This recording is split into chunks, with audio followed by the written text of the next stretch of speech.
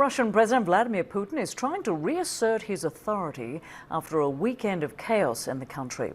On Tuesday, he told Russian forces who faced Wagner's rebellion that they virtually stopped a civil war. Yevgeny Prigozhin is one of the few Russians to have openly defied or criticized Moscow, and the war in Ukraine apparently without much consequences. Well, CNN's Fred Pleitgen has more on the fate of Putin's other critics in the past. A march of justice is how Wagner's leader Yevgeny Prigozhin justified it.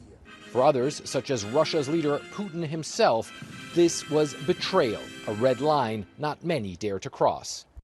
All those who deliberately chose the path of treachery, who prepared an armed mutiny, who chose the path of blackmail and terrorist methods will face inevitable punishment and will answer both to the law and to our people. Just as quickly as the insurrection became reality, a deal was brokered with the Belarusian president.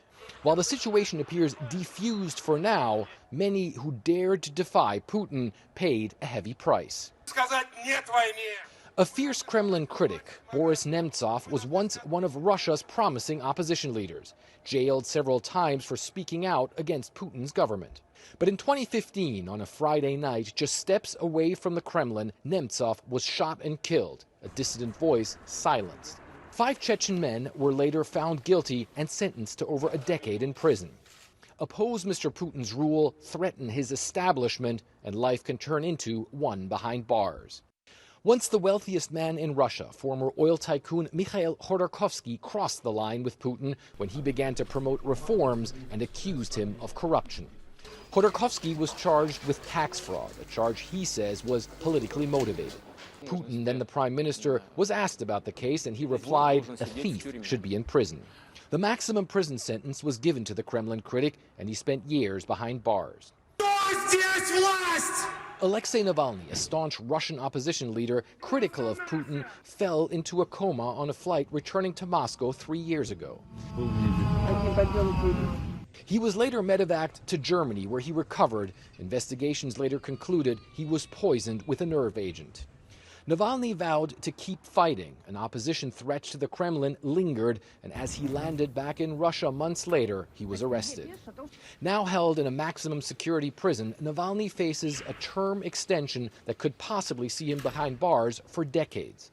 It's a fate seen many times over when someone crosses Mr. Putin, and not all can escape it, not even living in exile. Wagner's Yevgeny Prigozhin may have found a haven in Belarus for now, but his safety seems fragile at best. For Pleitgen, CNN, Berlin. Ukrainian Foreign Minister Dmytro Kuleba says Ukrainian officials expected an inside rebellion against Moscow, but didn't know when it would happen. CNN's Erin Burnett sat down for an exclusive interview with the minister, who says Prigozhin may have been the first, but certainly won't be the last, to defy the Russian president.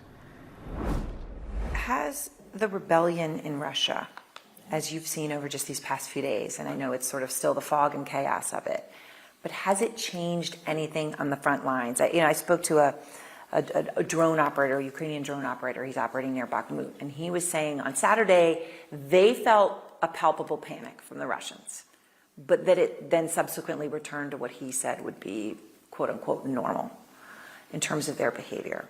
If this mutiny had lasted for 48 hours more, I'm pretty certain we would have felt a demoralizing impact on the Russian forces fighting in the south and east of Ukraine.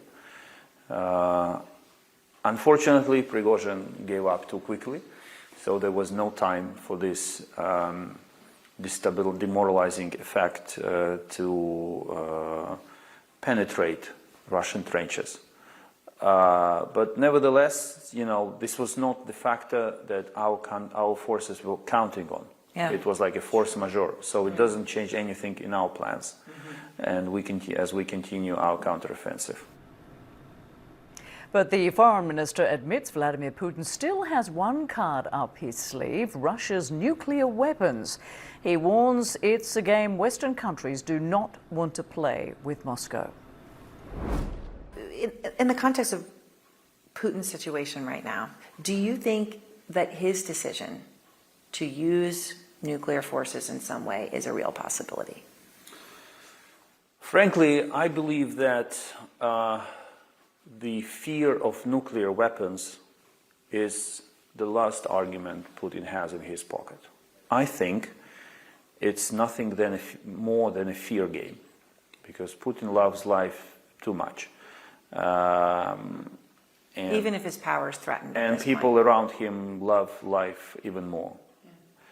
And of course, we are not wizards to speak about, to forecast future developments.